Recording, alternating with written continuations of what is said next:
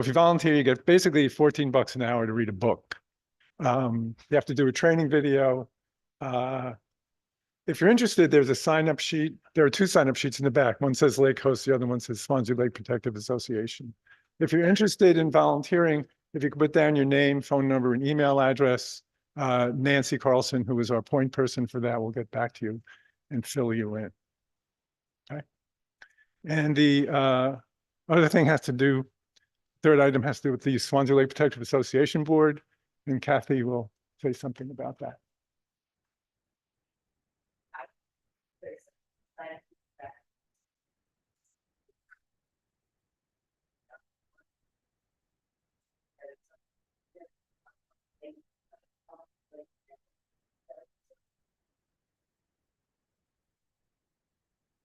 And the final item is the bylaws of the association require members to approve the officers and current board members. And so I'll tell you who the board members are and their directors. So I'm the president. Nancy Carlson is the vice president in Lake Host Point. Jana Blake is our great secretary. Keith Crack is our treasurer, and the directors are Kirsten Kunick, Karen Redding, Gail McDonald, Ann Bedaw, Deb Johnson, and Kathy Bergstrom. So all in favor of the board, could you please say aye? Any opposed? The motion passes. Thank you. It's all yours. Laura Deemer from FB Environmental Associates are going to tell us what happened with the assessment plan.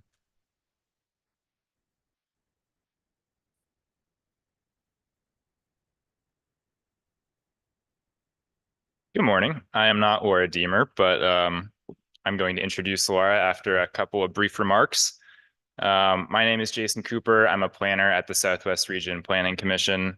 Thank you all for joining. It's great to see folks showing up to stay informed about the Watershed. Spider on me. I'm meeting many of you for the first time, and for many others, I'm seeing you in person for the first time. Instead of through a screen, and I'm grateful for this opportunity for us to gather together in this space. I moved to the area last summer and subsequently jumped right into this project while I was very much still getting my bearings, and I owe a lot to our environmental consultants on the project, Laura Deemer and Christine Bunyan from Forest Bell Environmental, and our Swanzey Lake work group for their patience and their cooperation as I got up to speed. Developing the Swanzey Lake watershed-based management plan has been a collaborative effort from a great many individuals, but I would be remiss not to acknowledge several collaborators that I feel went above and beyond. Laura and Christine have been fantastic partners to work with, and their subject matter expertise has resulted in the development of an excellent plan that I'm excited to share with you all. The draft is currently being reviewed by the town, and next Friday, we'll send it out to the work group and to the public for comment. Jeff Marcoux from New Hampshire Department of Environmental Services sat in on a great many work group meetings, and he was always a very helpful voice to have at the virtual table. Stefan Mehu and other staff from the town helped guide the development of the plan and offered key insight into a great number of sections. Bud Windsor, Kathy Bergstrom, and Nancy Carlson not only jointly win the attendance award for meeting participation, but they consistently asked excellent questions, which helped guide our discussion, and always with a smile to boot. And last but certainly not least, Jeff Lapid wins the MVP award of the Swanzey Lake Work Group for his exceptional drive and dedication shown to the lake and to fostering its protection for future generations. Thank you again to all. I think it's fair to say that the circumstances surrounding the development of the Swanzey Lake Watershed Management Plan were somewhat unexpected. Last July, as we are all aware, the lake suffered a serious flooding event that will likely have lasting effects for generations. This posed hurdles and questions to the development of the plan, and I want to commend Laura and Christine once again for their navigation of this added wrench. I want to additionally remind folks that this plan sets goals and benchmarks for Swanzey Lake's water quality, and it is not a flood mitigation guidebook. That being said, with effective and continued collaboration between the town, the SLPA, and property owners, implementation of projects outlined within the plan will help Swanzey Lake in its recovery from this event. and will make it more resilient to future storms. This collaboration will be critical, however. SWRPC sees itself as a partner with you in these efforts, and we would look forward to working with you to source implementation funding. Before I hand things over to Laura, I want to make one more acknowledgement. Bill Stetson passed away this spring. Bill was a valued work group member and a community fixture. He gave much to Swanzey Lake and the SLPA. He served as lake host, and more importantly, he was a friend to all. I'd like to take a moment of silence to honor Bill. Thank you. Laura?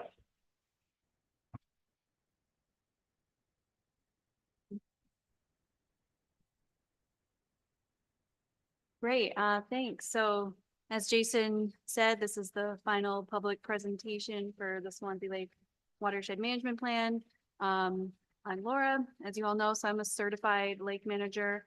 I work as a senior project manager for FB Environmental Associates.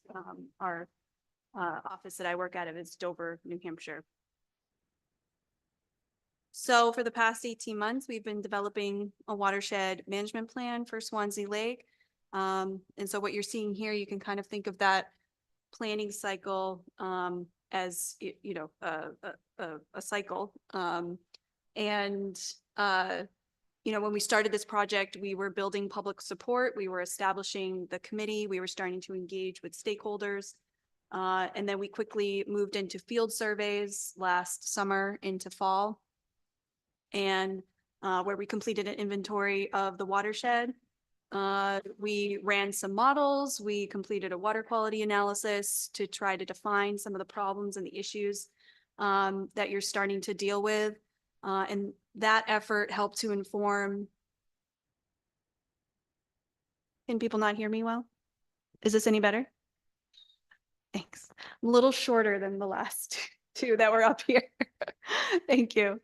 So yeah, we use that information to inform the water quality goal and help draft the plan that Jason just said is now in the hands of the town before it gets sent out to the work group.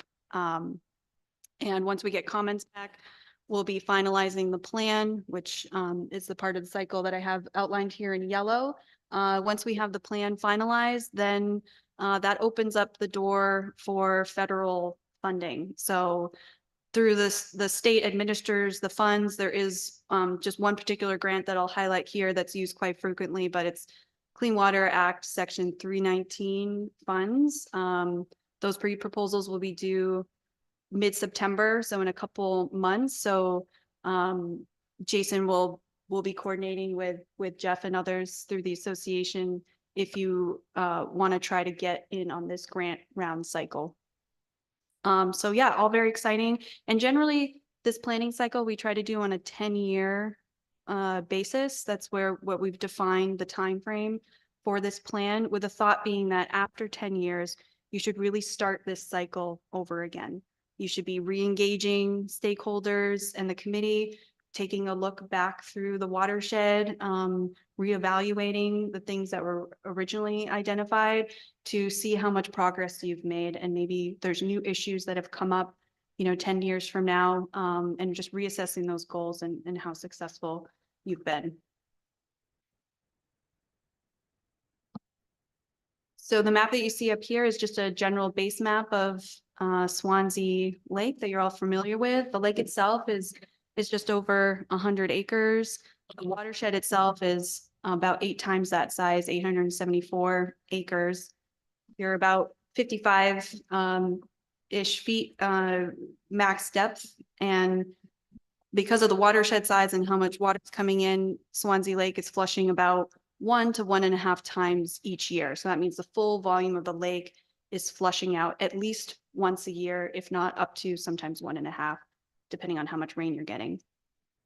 And then you have 2 primary tributaries that come into Swanzey Lake. Obviously, you're familiar with that. And one of them is obviously the wetland pond complex that's dammed by beaver activity that I know in the past has caused some water quality issues with dam breaching. So that's all addressed and discussed in the watershed management plan. So just high level discussion of some of the water quality concerns that we have for Swanzey Lake. So the first is that Swanzey Lake does experience low oxygen in the deepest areas of the lake during the most critical time of year in summer, when those aquatic organisms such as fish are trying to seek cooler, deep waters, but they also are unable to survive under low oxygen conditions. So that's where we start to see it be a little bit tricky later in summer, where that habitat in the lake for those more sensitive cold water fish species, their habitat is pretty limited. And so we want to try to avoid that, right, where their habitat is completely eliminated, where they don't have cool enough waters and enough oxygen to survive those couple critical months in the year. The other thing that we're concerned about with low oxygen is that it can release phosphorus from your bottom sediments, which can move up in the water column and can feed algae, cyanobacteria, can also stimulate excessive plant growth. So these are the things that we want to be aware of. So Swanzey has also seen an increase in aquatic plant growth over time, particularly looking at some of the trophic surveys that the lake has done over the last several decades. There's been some noticeable increases in plant growth, but then also the filamentous algae that like to attach to rocks and plants along the shoreline. So that is also an indication of some excess nutrient issues in the lake. So Swanzey Lake is not alone in this. This is a trend that we're seeing across the state, but Swanzey Lake is experiencing an increasing trend in connectivity, which is a surrogate measure for chloride. So that's coming from salt that's introduced through, winter application, or it can come from water softening systems if it's going to septic and leach fields that ultimately go to groundwater. So even relatively small amounts of chloride to our freshwater systems are fairly disruptive to the sensitive organisms, and it can really alter food webs and degrade water quality. So it's something that we touch on in the plan, and it's something broadly that most lakes across the state are seeing a significant increasing trend in this. And then finally, more recently, Swanzey Lake has been experiencing cyanobacteria blooms. So right now, these blooms don't appear to be regular or consistent pattern. Your last one was associated with that beaver dam breach. But the fact that they are happening is, a sign that we need to pay attention. So Jason touched on this a minute ago, but a major concern through the development of this watershed management plan that relates to Swanzey's water quality is really the aftermath of the severe storms and flash floods from last summer. So that caused a massive amount of nutrient-laden sediment and organic material to wash into Swanzey Lake. We observed in the oxygen data that was collected last summer that immediately following that storm event, the oxygen depletion in the deepest parts of the lake was more severe last summer than it's been measured in previous years. So the concern was, and still is, that extreme event may have set Swanzey Lake on a new water quality trajectory. So a lot of the recommendations that we have in the plan is emphasizing that it's going to be really critical to try to assess and estimate what those changes in water quality are to Swanzey Lake because of that massive event, and because of this new material that's been introduced to the lake in a very short amount of time that might be depleting oxygen more rapidly than historic. And it's not just examples of extreme events that happened in 2023 that are threatening water quality. Many of our activities in and around the lake contribute to excess of phosphorus in lakes than would otherwise naturally be there. So this excess phosphorus loading can come from watershed sources, whether it's construction or development, agriculture, which is obviously not relevant to you guys, but fertilizers, logging, septic systems, shoreline erosion. That cyanobacteria can use this extra phosphorus to grow rapidly and form blooms, causing water quality degradation that not only impedes recreation, but poses serious health concerns to humans and pets and wildlife that may come in contact with the water. And that phosphorus that's coming from the watershed and settling on the lake bottom, like I said before, under low oxygen conditions, it can be released back up into the water column, and we call that internal loading. And when that internal loading becomes too high, it can have a positive feedback on bloom forming processes that can degrade water quality. So these images are just some lakes, one's in Maine, two in New Hampshire, that have seen some really severe and persistent recurrent cyanobacteria blooms over the last several years. What we're seeing across not only New Hampshire, but in New England, are that these lakes are starting to hit their tipping points, particularly within the last 5 years.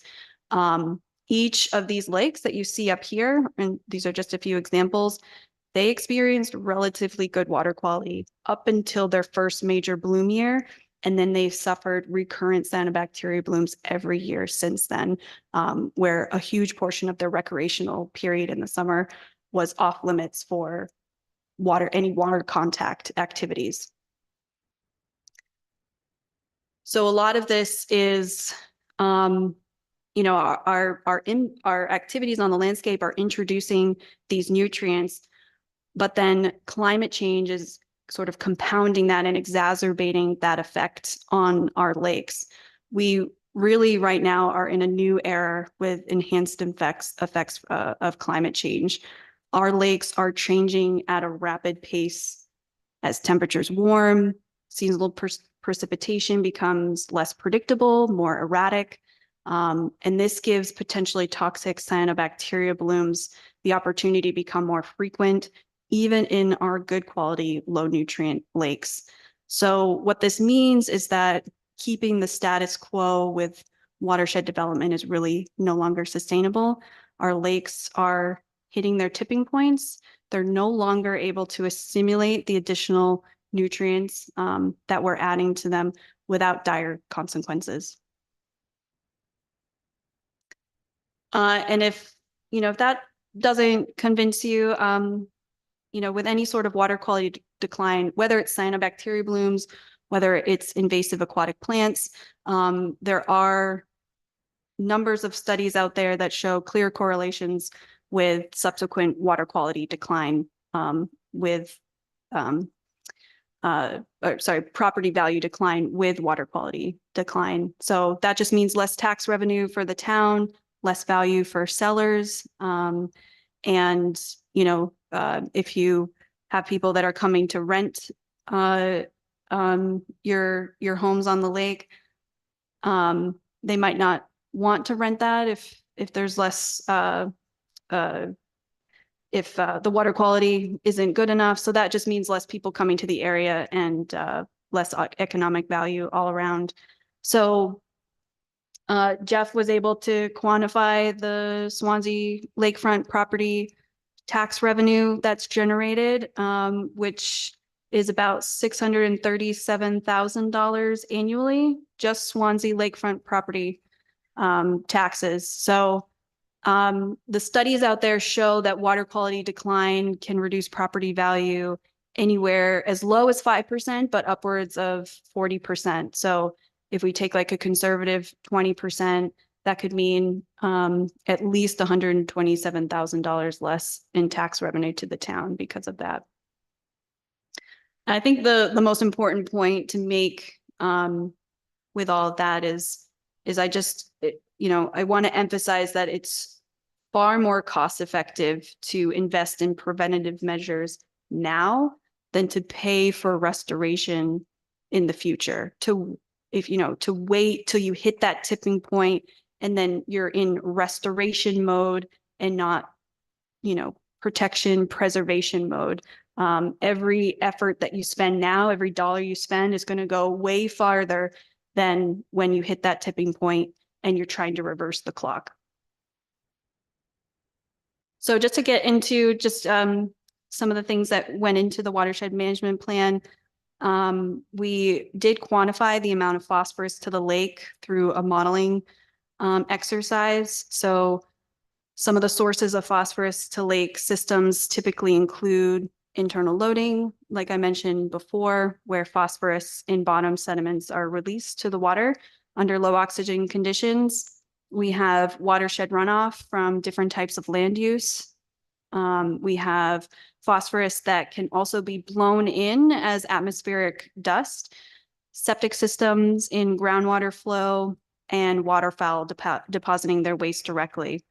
So all that phosphorus accumulates in the lake and it feeds the cyanobacteria, the algae, the plants. So we ran the model and we came up with these estimates. Most of the load is coming from the watershed at 56%.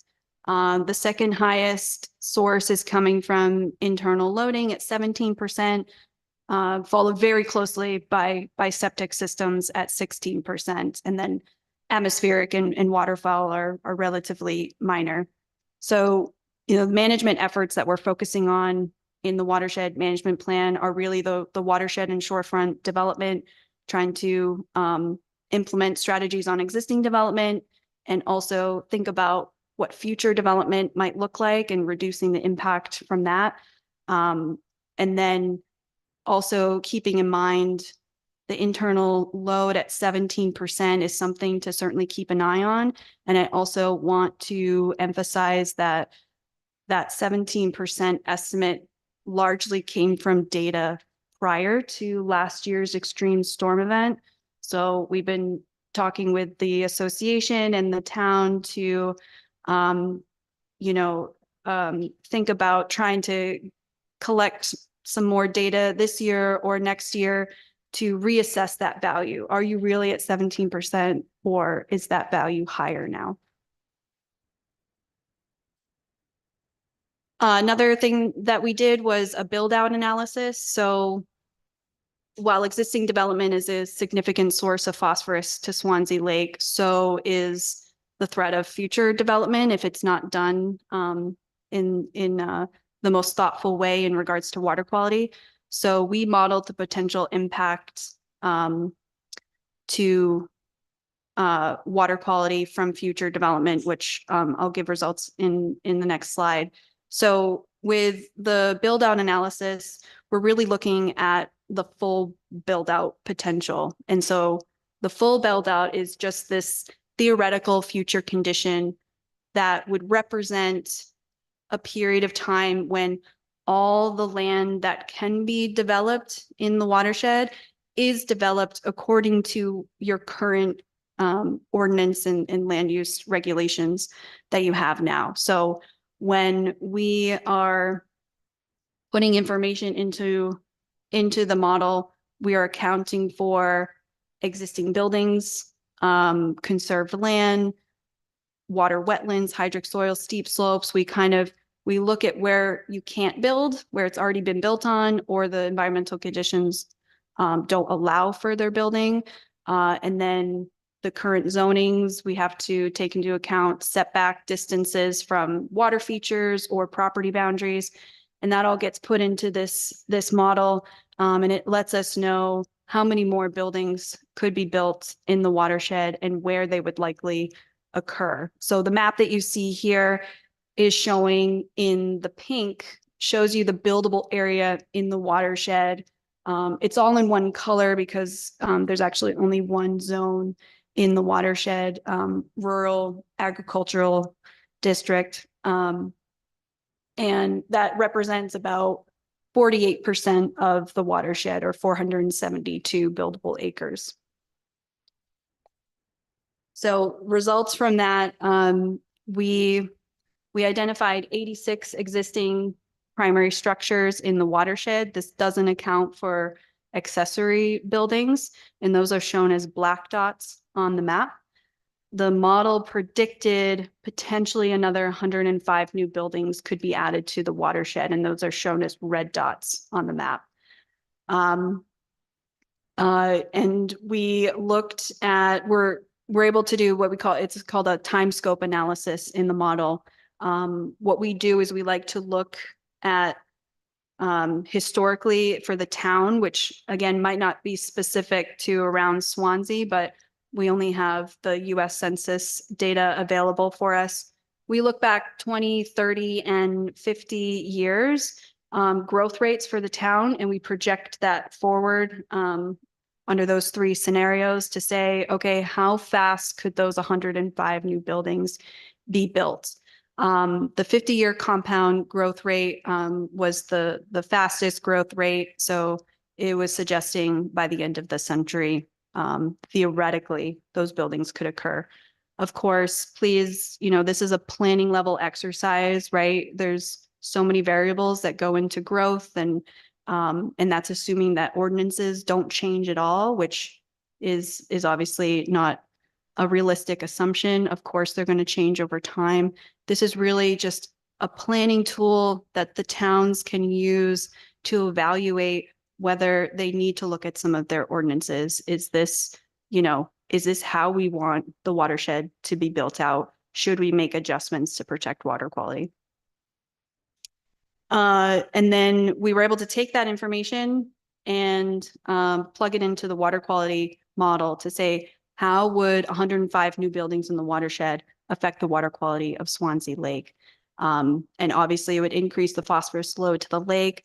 And I think the key here is that the model was predicting at that point, you would likely have 114 bloom days on average per year. So essentially the entire recreational season. So things to think about and how to build smartly. So the water quality goal for Swanzey Lake, this is like a high level goal, right? We want to be able to improve the water quality of Swanzey Lake so that it at least meets state water quality standards for the designated uses that the state applies to it. And then, at the same time, substantially reduce the likelihood of any harmful cyanobacteria blooms in the lake moving forward. So to accomplish that, we had two objectives. The first objective is really focused on the existing conditions, the existing development in the watershed. So that's reducing the phosphorus loading that is currently happening to Swanzey Lake. And we were estimating it needs to be reduced by at least 18% or 12 kilograms per year to meet a water quality condition that would meet state standards and reduce the risk of cyanobacteria blooms. At the same time, though, objective 2 is looking at future development, right? Your watershed is not static. Development might be slow or fast at certain times, but over the next 10 years, there is going to be somebody adding an addition or a new house coming in, or someone that was a seasonal cottage that then they're going to be there year round. It's not a static, it's a dynamic environment. So it's trying to also prevent or offset phosphorus loading, at least in the next 10 years until you're looking at your plan again from that future development, to at least maintain current conditions. So when we're looking at, okay, how do we achieve that goal? When we're looking at the first objective for reducing the existing phosphorus load, that's when we're looking at the watershed survey sites that we identified and some of the shoreline areas that I'll mention briefly in a minute, and septic systems as well. And then with objective 2, we're really looking at conservation efforts and ordinances and zoning changes for future development. So with the watershed survey, that was part of the field work that we did last year. When we do watershed surveys, we're trying to identify areas that are likely contributing a disproportionate amount of pollutants to surface waters. And that's because sediment can contain a mix of nutrients like phosphorus and other organic material that can be pushed into the lake and stimulate growth. When we did the watershed survey last year, we identified 39 sites. Most of the issues were road surface erosion, ditch erosion, some block culverts, some buffer clearings, and obviously some camp and beach runoff. You know, as we mentioned before, it was a very unusual time to start a watershed management plan for lake. We really had just started getting going, and then you had your massive event last July, and right when we were about to go out and do field work, and we pushed it a couple months so that things could, you know, somewhat recover then immediately afterwards. But it definitely made the survey challenging in the sense of we knew that what we were looking at was abnormal conditions. It certainly was highlighting some extreme vulnerabilities that you had under those intense rain events. But we had to adjust how we were looking at, you know, prioritizing those sites, knowing that, you know, once they were fixed under normal rain events, that they, you know, would be contributing less phosphorus than they did under these intense conditions. So that wording, you know, is all in our watershed management plan for you to review if you'd like. And then the shoreline survey, we always like to incorporate these into the watershed management plans because it's obviously helpful to do our driver walking surveys for the water in the watershed, but then getting that on the water perspective when we're looking back at the shoreline around the lake to understand where there might be some vulnerabilities with, you know, erosion and runoff. So when we do our shoreline surveys, we're looking at 5 different metrics. We're looking at the buffer, any evidence of bare soil, any immediate shoreline erosion, and sometimes that's, you know, not anything that's coming necessarily from the watershed at that point, but it could even be natural things like ice damage, but it's still part of the evaluation. And then if there is a house on that property, how close are they to the shoreline? And then we also look at the general slope of the property. If it's very steep or very flat, that can also change how critical that property might be during a major rain event. Obviously, the steeper it is, the more runoff you're going to see from that property. So overall, we split it out into 2 different scores: a shoreline disturbance score that's looking at the buffer, the bare soil, and the shoreline erosion, and the average score for the lake was a 6. That's great. The ratings go from 3 to 12, so it can go as high as 12. Generally, our cutoff is 7. So if like a 7 or above means that the majority of properties are having an impact on water quality. So the average property condition was a 6. So there's certainly some opportunities for folks to maybe address runoff, but on a broad scale, we were seeing that there were no major red flags or issues. I don't even think we had one property that scored in our high impact category. We were all in the low to medium impact, which is great. The shoreline vulnerability score goes from 1 to 6. Your average was 3.8. 4 is usually our cutoff. So you're kind of right at that tipping point, but that's based on homes that are close to the shoreline and the slope of the property. So generally you have steeper areas, right? So that ramped up the cost or the score. And the questions that you see up here are just to help landowners think about, questions to ask yourself when you're looking at your property and how you can protect the lake. Do you have an adequate shoreline buffer? Are you fertilizing your lawn? You know, how many trees do you have? Do you live on a steep hill? Do you have a beach? How close is your house to the water? Do you use salt at all? Just some questions to ask yourself, and maybe there's some opportunities for you to make some adjustments and help protect the water quality. So we also did a septic system inventory, mostly with the help of Jeff, looking up property records, and then a residential survey, which Jason will talk about next. Generally, for septic systems, the average lifespan is roughly around 25 years. So that's the number that we're thinking of when we're looking at the data and whether we see a septic permit that was before or after that 25-year mark. For the septic survey, we found that 59 houses are within that 250 feet of the shoreline. 36% of those had a septic system permit on file. The rest did not, which likely means they were installed prior to somewhere in the 80s when, or even early 90s when the state really formalized that process with the permittings.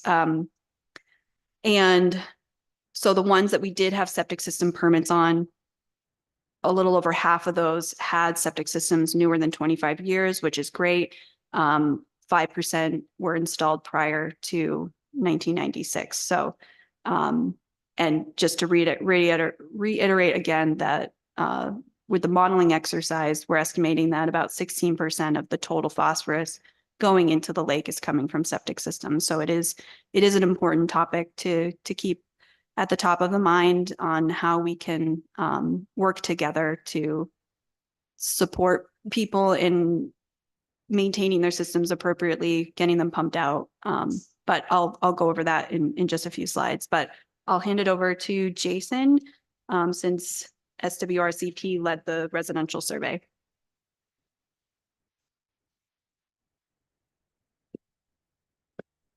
Great. Yes. So SWRPC last summer developed the residential survey for three kind of primary reasons. One, to learn more about resident activities such as pesticide application that might be affecting water quality. Two, to learn more about septic systems in the watershed and how often they're being pumped, as Laura explained. And then three, also learning more about resident perception of the lake's water quality and whether property owners feel like more action is needed, as well as whether they need more guidance in that respect. So there are a few questions highlighted here, and the results are shown. Question 2, how do residents of this house use Swanzey Lake? The vast majority of respondents indicated that they swim, they boat, whether that's in a motorboat or on a kayak or a paddleboard, and many people fish as well. And as well for the survey, we had 42 total responses. Many of you are sitting in this room. Thank you for completing that. And 2/3 of respondents indicated that they wanted additional resources and technical assistance, which I thought was noteworthy. Question 3, what is your perception of water quality in Swanzey Lake? So less than 10% of respondents indicated that they thought the water quality was poor, but again, about 2/3 of folks indicated that they thought there's room for improvement in the lake's water quality, and just about 1/3 of respondents said that they thought the water quality was excellent.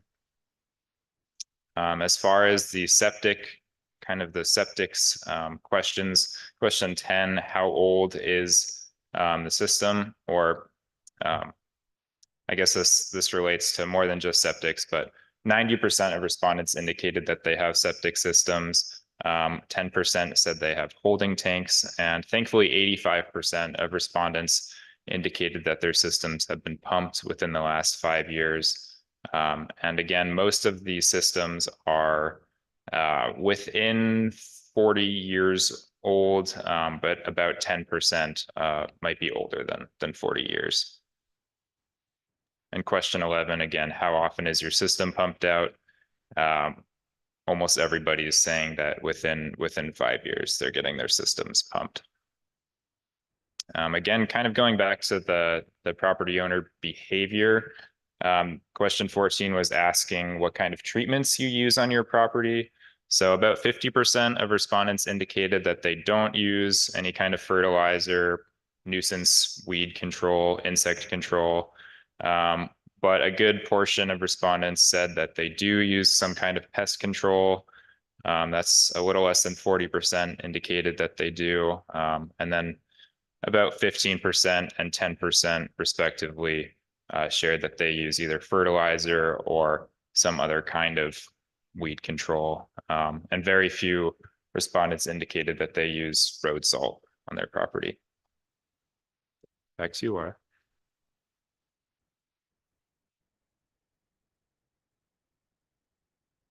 Thanks, Jason. Yeah, so these last few slides are really kind of the meat of the watershed management plan that we put together. It's what we call the action plan. We have these 6 major categories that we like to group the action plan in. And so I'm going to go just make some quick high-level examples that will be in the plan for each of these categories. So with water quality monitoring, I think the biggest thing is, trying to maybe rally some more volunteers to assist with that baseline monitoring and maybe expanding that effort for Swanzey Lake and the tributary monitoring. And again, just trying to emphasize that I think that at least 1 year of a little bit more of a robust sample collection is going to be important to reassess that internal phosphorus load because of the extreme weather you saw last year and trying to assess how that's really impacted the lake so we can make some better management decisions for Swanzey Lake moving forward. Next up, watershed and shorefront BMPs. Like the modeling showed, most of the phosphorus load is coming from development in the watershed. So, and a lot of that comes down to the individual landowner, which, arguably have the most power to make change and a positive impact on the water quality. And there's so many actions that property owners can take to minimize stormwater and erosion impacts to water quality. And the 2 key elements that I like to group them in is slowing runoff. For slowing runoff is infiltration and filtration. So we really want to slow down that erosive power of stormwater so that we can allow the ground to soak up the water and trap any of those excess unwanted nutrients from getting to the lake. And landowners can do this by, you can see here in these photos, either diverting runoff to rain gardens or other retention areas, stabilizing any shoreline access points or pathways, trying to maintain or enhance your vegetative buffer, and minimizing any use of chemicals or fertilizers, especially if you live right on the lake.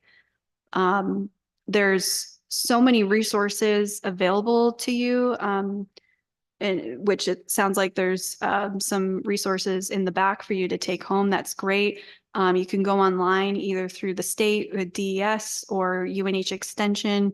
They have wonderful resources to walk you through simple things that you can do. You can also reach out to New Hampshire Lakes and have one of their technical people visit your property, walk through everything, and they'll point out things that little things that you can do to make a big difference and ultimately hopefully become Lake Smart certified in that process. So highly encourage folks to do that if you haven't already. With septic systems, again, which we've already touched on, but it's so important to regularly maintain your septic system, get it pumped out very regularly, at least 1 to 3 years, somewhere in there, depending on how much you're using the system, and get it inspected on a regular basis as well, maybe every 3 to 5 years. And I just want to emphasize too that the person who's pumping your system out and the person that would be inspecting it are 2 different people. So I know sometimes it seems like your septic pump out person is inspecting your system, and generally they are, but they're only looking at your septic tank. And they're only looking at it for like major clogging issues. a certified septic system inspector is a different individual who will do a more comprehensive evaluation of your septic system, in particular your leach field, and do a small test pit to understand its full functioning capacity and whether you need to address anything. With road maintenance and training, that's a major one too, and that's for private landowners and also the town, you know, depending on the ownership of those roads. So it's really understanding what those best practices are and implementing them, trying to control stormwater runoff and erosion from those roads, and making sure to minimize any salting or sanding as much as possible.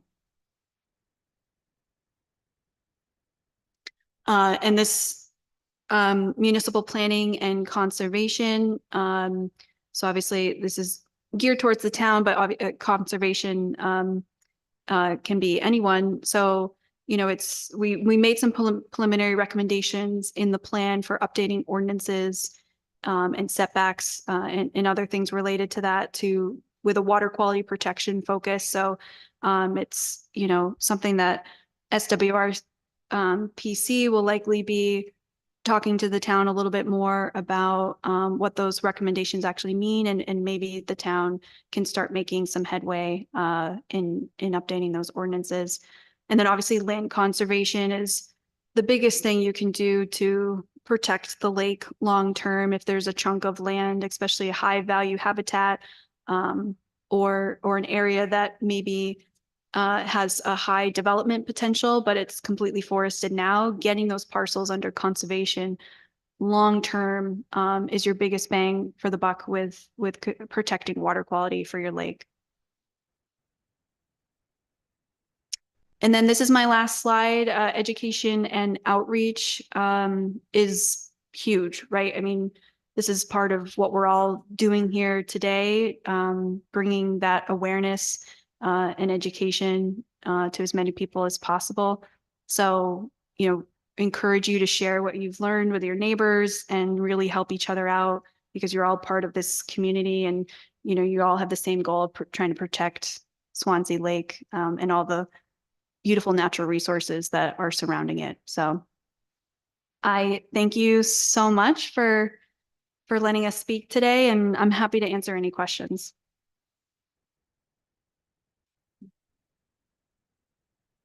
Yep. Yeah. Yeah, so the beaver ponds, they obviously dam water and slow water. So that means nutrients and other types of things can settle out behind them. And so like what we saw with the beaver dam breach a few years ago was that it did send a pulse of nutrients to the lake that spurred a relatively short-lived cyanobacteria bloom. So it is something to think about. And I think that the biggest thing would be just to, and we have these recommendations in the plan. We have a section on beaver dams, but it's really trying to protect it so that you don't have a major breach like that down the road. You know, small, you know, minor, you know, phosphorus loads from there are fine. And obviously it's a natural feature. It's just, it tends to concentrate over time. So when it's let loose with a breach, that's where you can get some issues. So, so we provided some recommendations in the plan for that.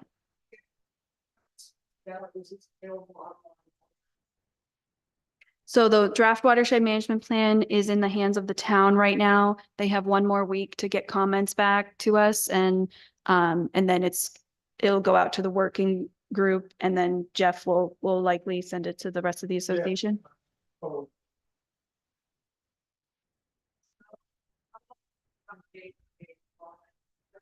Great, yeah. So we welcome any comments that you all have, and I think we're giving them maybe a 30-day comment period. So basically the month of August, you'll have time to make any comments, send our way, and we'll finalize it maybe early September. Yeah. But yeah, years and years ago, and then it was just sort of considered non-healthy.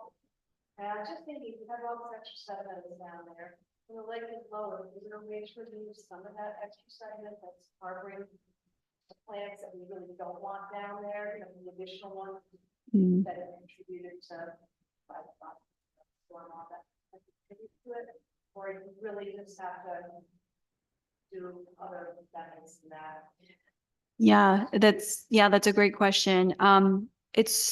Well, first of all, obviously to do any sort of dredging work, even minor, you have to get a permit and it's a major deal. But then on an ecological side, it's not great either. So I know that this was a lot of new material, right? An extreme event that went into the lake. So it seems unnatural, right? But it is there now. And now you've got the ecosystem that's trying to adapt to it, right? And so now going in, you're just redisturbing the system.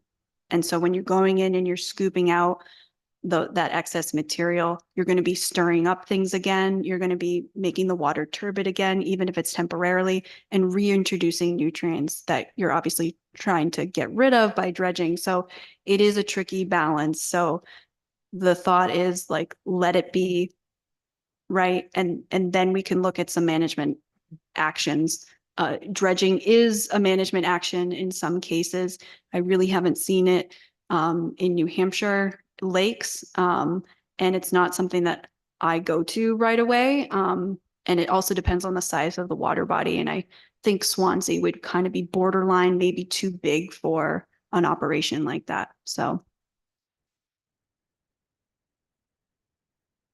Yeah.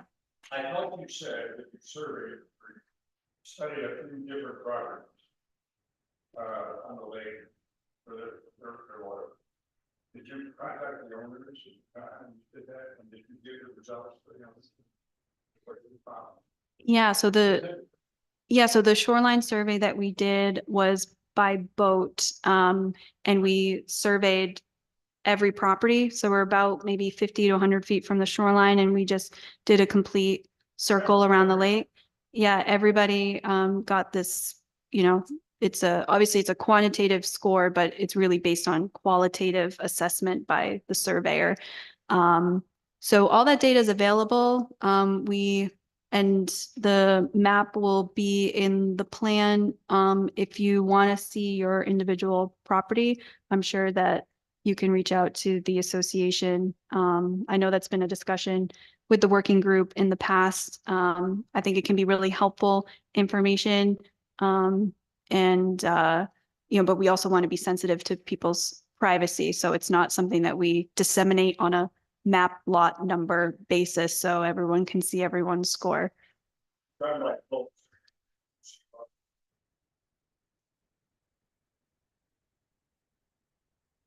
Yeah, so right, we can see as far into the buffer area as we can, but really we're most concerned with, the first 100 feet, right, or as far back as we can see. But generally, if you can't see a house, that's a good thing, right? That means that you have a good buffer. And the low scoring that I showed you, right, the less than 7, means that there were, most of the properties did have a good buffer, low bare soil, which is great. Yeah. So like you talk about the state record is only, I think you get for like within certain 25 feet, yeah. Yeah. So my question is there an ordinance like the New Hampshire Lakes working with the state legislators? We can, manage our own property voluntarily, but we're really up against the fact that the state ordinances or even the town of Swanzey with our culverts, for example, are they built something sufficient? So it's like there's a lot of things that we don't have control over. Mm. And so, as part of something like this, I'm sure you're doing this all over the state and all of them, but they are naturally maintaining them, statements like, company up on those to protect the water. Yeah, that's a great question. And I would say, well, short answer, yes. Particularly this year, this past legislative session at the state level, there were at least a dozen lake-related bills that went through the House, and a good chunk of them passed that had stalled in previous years. So this has been kind of an unprecedented year. I think that hopefully it just means that at the state level, they're just becoming more aware of some of these water quality issues that are impacting our lakes across the state, and starting to realize that we might need to tighten up some of the regulations.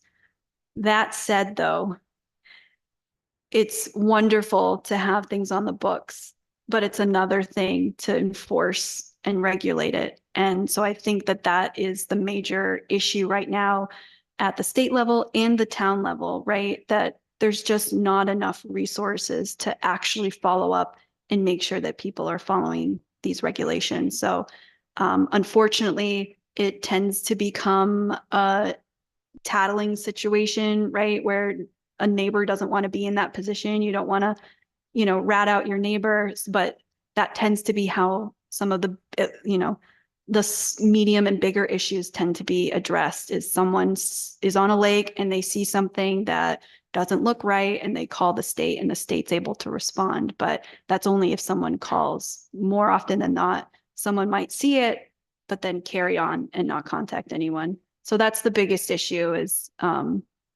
enforcement. Yeah. Was the changes and the position of channel looked at in this whole process? Sorry, the channel through the outlet into the dam? And did that change? You're asking if that changed with the storm? Well, I was just curious because it's changed significantly in the last 30 years.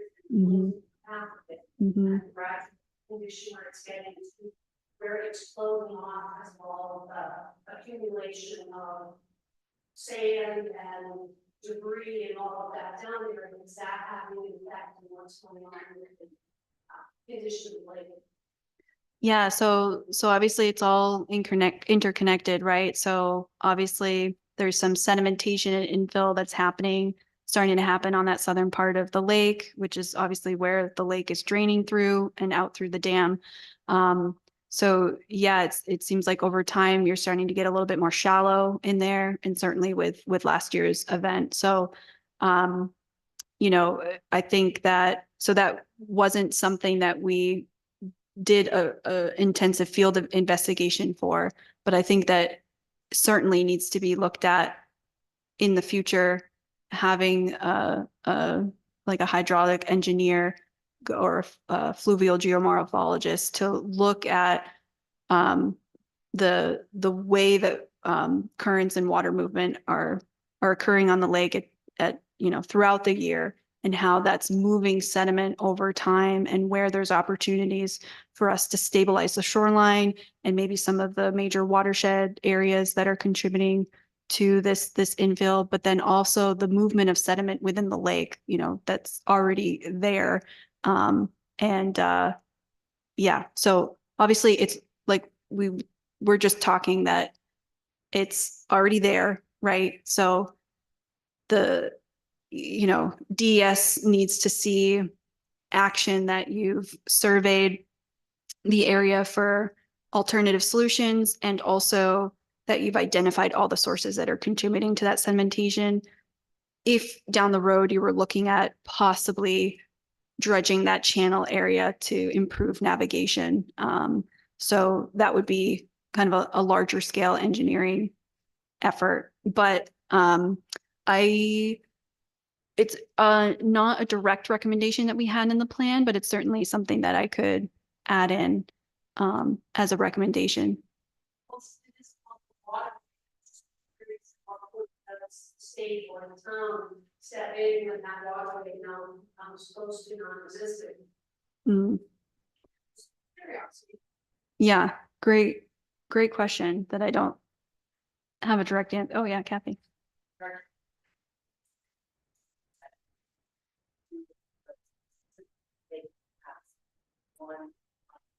Phosphorus that has people sell have signed this water state but cells. And the other is very septic systems that were house has a lot of house on being sold, septic system has to be developed. And if it's failing, the thing has to be repaired, replaced on many days at expensive. So that doesn't affect only the climate change again, but it's a step in the direction. One of those. Yeah. Yeah. Thank you, Kathy. That's great. Yeah. You mentioned in one of the slides, the lake changes every 1.5 times a year. Yeah. It flushes out. Yep. Is that above average, below average? Yeah, I would say that's probably about average. Yeah. Like for instance, especially like any river impoundments that are lakes, they're flushing multiple times a year, some of them even on a daily basis, obviously depending on their size. And then you have, it just depends on the watershed size compared to the volume of your lake, right? And how much it's actually pushing water out and flushing out. So some of your ones that have huge watersheds relative to their lake size, obviously they're flushing out more quickly. And then the smaller watersheds compared to lake area, it's just there's not enough water to push what's already in there. So then you're talking maybe every 2 years, it gets flushed out. I think I worked on a lake that flushed every 5 years, which is a very long time. So in lake ecology. Yeah.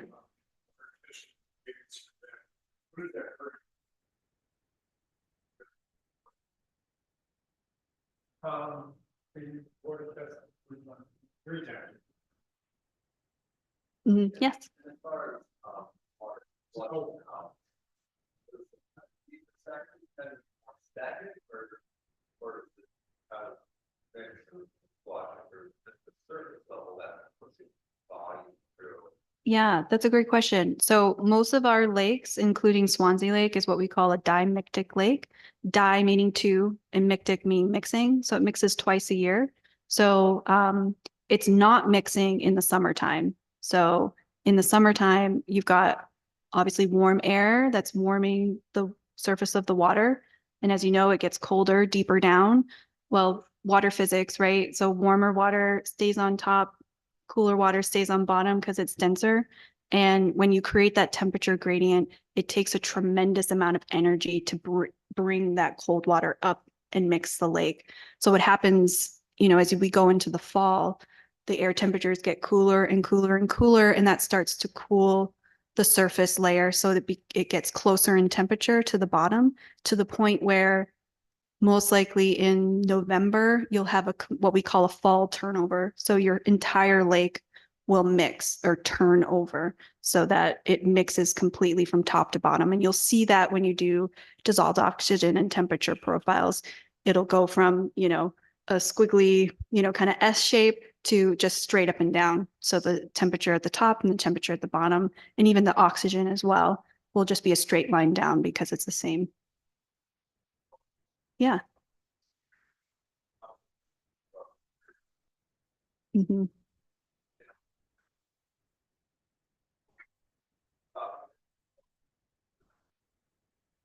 Yeah, so I guess off the top of my head, I can't answer the first question, but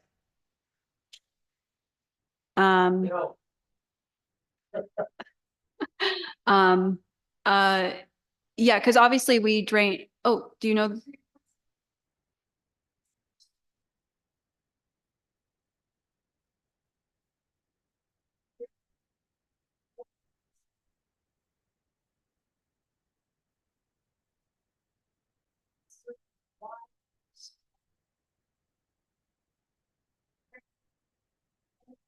Yeah.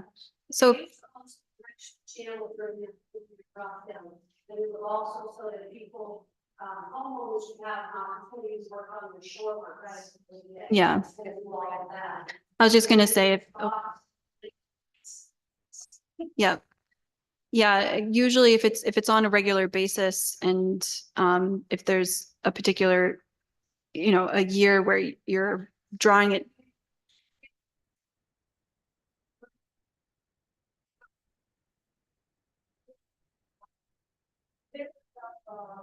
There is fencing and everything. Probably stop water baby, the little in pond drain is way low, so we have to get that stop loss out of that pond drain. Mm. And it was causing, I guess it was causing erosion in the main part of the pond. That was all of your, I don't think your entities don't always shake hands with you. That were thoughts, other parts of the yes, their thoughts, and having been so long in this environment, I'm finding that not everybody has the same thing, and not everybody work together, so that's another reason why that.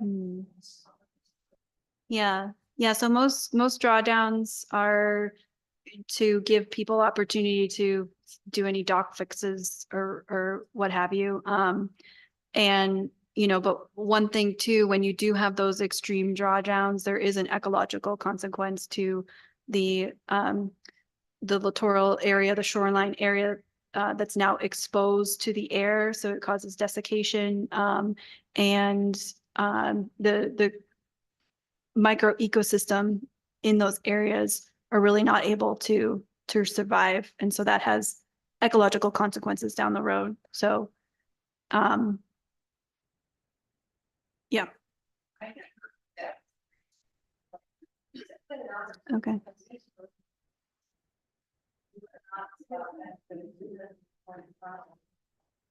Had to do with that. Right, and I remember very afraid of it. I mean, it gets thrown down the nuts that you can do with the right. Okay. Not damage and that. That's great. Yeah, there was a big. Question for you, so the neighbor of mine has a thermometer, and I know, she told me, I wish the consumption of the lake was 85 degrees. And so is that like, I've never jumped in the lake, felt like the water was warm.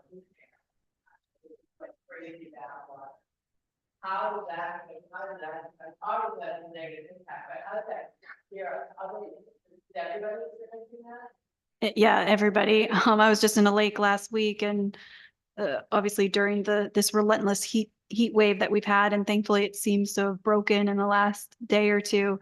But yeah, we also were seeing 85-degree water, and we tried to jump in the lake after our field work, and it was not refreshing. We didn't feel any better afterwards because it wasn't even bath water. It was almost like hot water, and so yeah, we're seeing that across the state. And I've been talking to a lot of my colleagues and people at DES and UNH because this is, as far back as our memories can go, a historic event with this like a relentless heat wave that's been warming our waters at a pretty rapid pace, especially at, we had the heat wave in June and then a little break. And then these past 2 weeks, beginning of July, pretty early in the summer to be seeing such high temperatures, and not only high temperatures, but then how long it's lasted. And it's just no relief. Even at night, it wasn't cooling down enough. So we're still trying to figure out what that's going to mean ecologically for our lakes. We're obviously, I'm sure maybe most of you heard the news. I think it made national news with Lake Winnipesaukee and the number of blooms for the first, it was like a 3-day heat wave in June.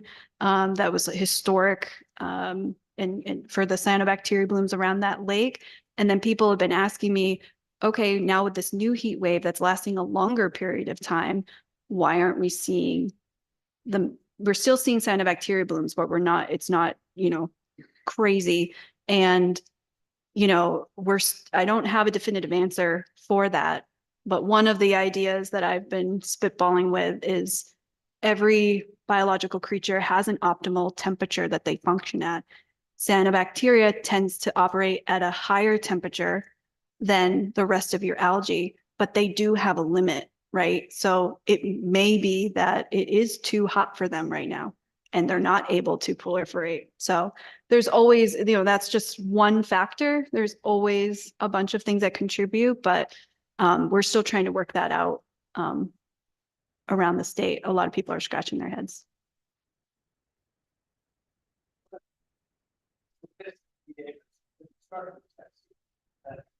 Oxygen level base. How much do you think that was because of the point in time after the event? And how does that compare with other bodies of water? Way low or rain? Yeah, so just so I understand your question, so the 60% oxygen, following the, well, I don't remember that stat, but you're saying the low oxygen after the storm event. I was, yeah, sorry, I maybe, I'm not sure where the 60% is coming from, but yeah, we were seeing lower oxygen right after that storm event. And so that's just because of all that new material that entered the lake, the organic material, it drives the oxygen demand from all the critters that are in the lake that want to eat up all that organic material. And so it drives down the oxygen because they need that to start decomposing all that organic material.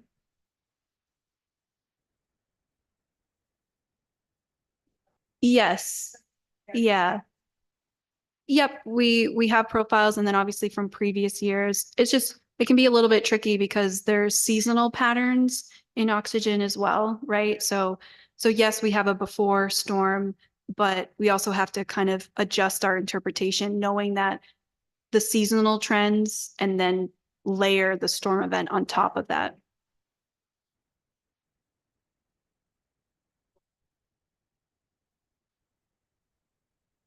Yes, yep, all that data is through the state environmental monitoring database.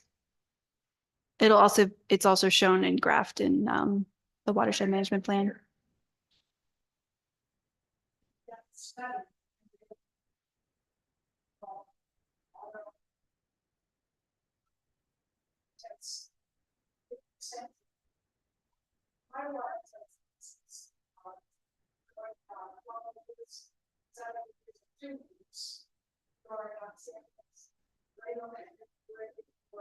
Then there's a combination of 765 to 1 year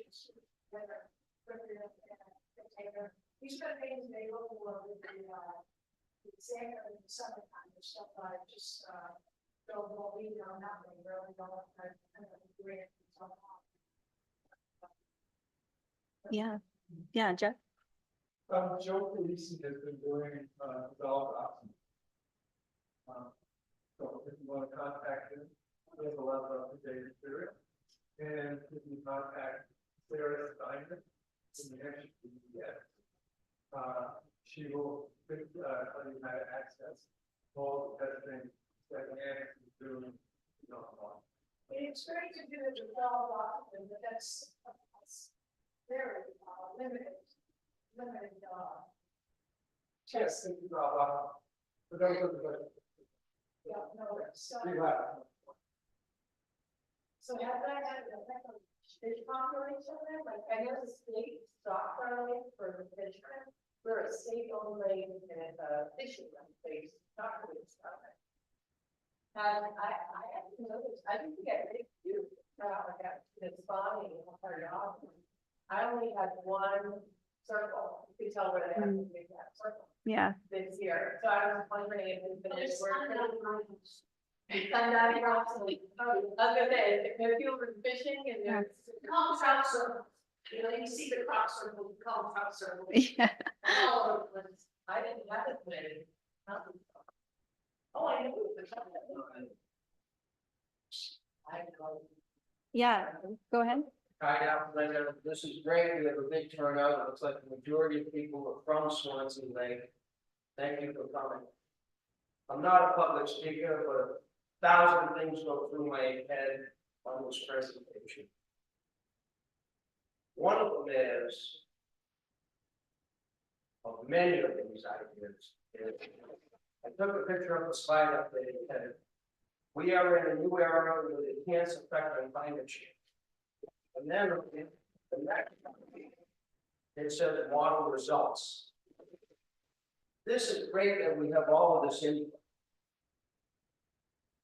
But if you look at it on a big chart, and you say, us as individuals only have a certain percentage of the phosphorus load, you have other issues where you have watershed runoff and base load, you have internal loading, you have atmospheric dust, you have all of these other factors that on the grand picture are really the majority of the effect on the lake.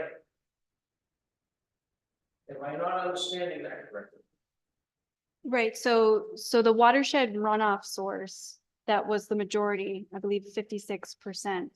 So at least 70%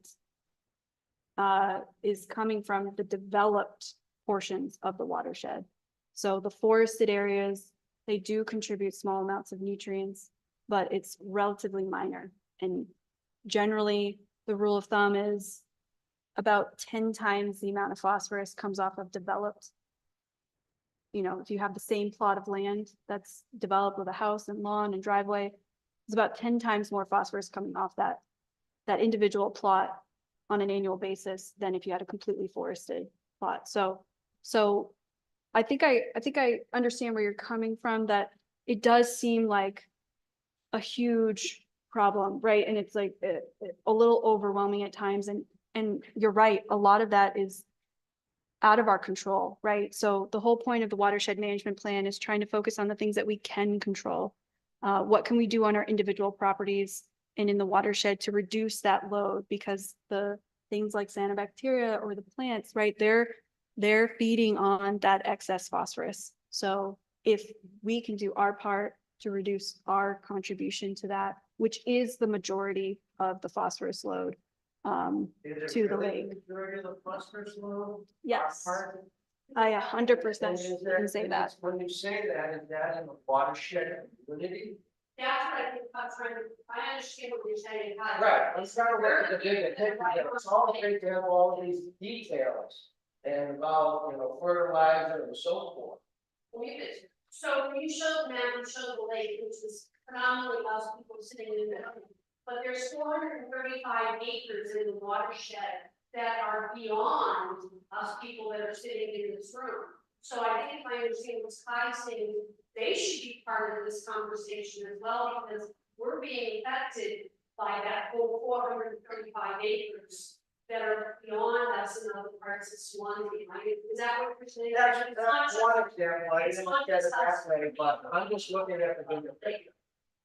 I think that watershed that we see most of that, when I think of upper right around the beaver pond, there's no development up there, that's logging, correct? Like, Yeah. so I think that's really, Tiffany's map. it's, Pilgrim Pines Campground, I think they're not represented here now, they're large stakeholders. And Mhm. then there's those of us that own houses along the lake. But the other development is maybe a Christian Hill, you've got a couple of houses up there, you've got, but for the most part, what I'm looking at is all forest.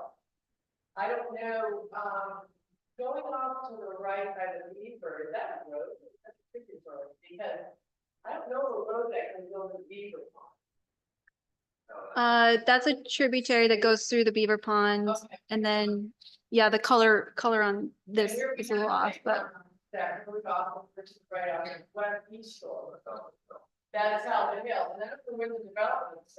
It's pretty undeveloped until you get up over the crest of the hill, is that correct? So that's sort of out of the watershed. So I think what I understand what you were saying, but I don't think there's a lot of people other than us right here that are development within the watershed. But how much of what's off like if you take Christian Hill and all those roads beyond is being washed down in. I think that's. Right, We're that's trying a- to understand. That's a great point, but let's stop and put our thinking caps on. We sit here and we spend our resources, our dollars. When we have to upgrade something from a new septic system, we go to the town. They tell us exactly what the laws are and who we have to, pretty much, how those laws have to be met. And we do that as good consumers and as good stewards of the lake. But now you have a last flood like last year that comes, that's out of everybody's control. And then one of the spy, the new era. What is the impact of that new era compared to what we really do in the grand scheme of it by trying to be good citizens and follow these rules? Where are the resources really going? So when you sit there and say, what is very actionable? Mhm. And not go for the low hanging fruit and spend that resource and time and money and energy for FFB and all of these other government agencies to say, can we go after this? Which is the bigger fish to catch. But Mhm. Kai, what you said to me right now, what I'm hearing you say, let's not bother. I'm not Let's saying, go ahead and fertilize them. no, I never say that, we're doing that now. Right, but there are people that maybe not. There are a lot of. Yeah, but you know, as the years have gone on Swanzey Lake for the last 50 years, everybody's making improvements. Look at it. Really look around the lake. Every improvement is upgrade. Because you're following the new rules. So, you know, it's great that all the homeowners are good stewards.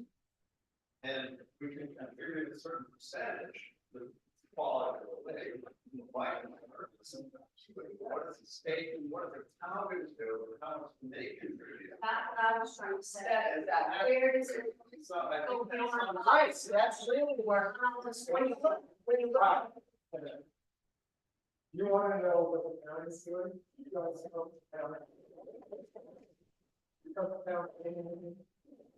I know, and I will tell you, that I have been fighting with the town of Swanzey for 30 years for the changes in the channel. I've done a photo array of all the things, the response I get from them is, we're not interested. I'll abide, that's what I'll do. So the question is, how can we organize? That's Swanzey Lake Effective Association, all we keep coming to these meetings. Because when Bud and I went to try to get $5 grand, it's impediment, they were like, we don't see the investment. We have to send it $100,000 for free. So we need to work on it, work with the association, so come to the Swanzey Effective Association meeting, and we can talk about it. I agree with that. One of the things that I think is really, really important with the town, not just the town administration, the entire town, the residents of Swansea come and use our lake on their path. They go to the town beach. You know, we have a guy who's doing, donut in front of the Blanchard, and everybody else has in the water, like the jet ski kind of thing. That he shouldn't be, and we have no enforcement, we have no enforcement, apparently it's legal, it's a water craft. So it's like we have no control over the lake, it's a state-owned lake, we live in a town. I just read the newsletter, and there wasn't one word about the SPLA or Swansea Lake, and this wonderful project you guys have done. They had all sorts of things about the fire, the, police chief, what the school district is doing. We need to be represented in the town's ethos, they need to understand that we've got Swansea Lake Protection Association, and it's not just for homeowners, it should be for every single person that uses the lake in Swansea. They should care about the water quality. It's their town, their children are swimming at summer camp right now, every day, they should care. So let's just say, come to the next meeting and let me discuss. And when is the next meeting? I don't know, let's do that. One more request, if you calculated all of your recommendations for us homeowners is to spread the fact. I'm sure it's there, I'm sure New Hampshire Lake does something, go ahead and do something. And I think we've received it before, but I can't really get it. But what I was gonna say is contract. A lot of times, people as homeowners are hiring other people, other landscapers, other people to do the work on their land. It'd be great to be able to hand their contract or something and say, stop using Scott's fertilizer on that horse's lawn. And use whatever Bud is gonna recommend. You know, maybe Bud can, when he does his presentation, get an email with a link to how to buy it, and where to buy it, you know, what are the products to recommend. Let's take it, yeah, I think that would be great. Absolutely. Yes. Well, thank you all so much for your questions, and thank you so much for your attention.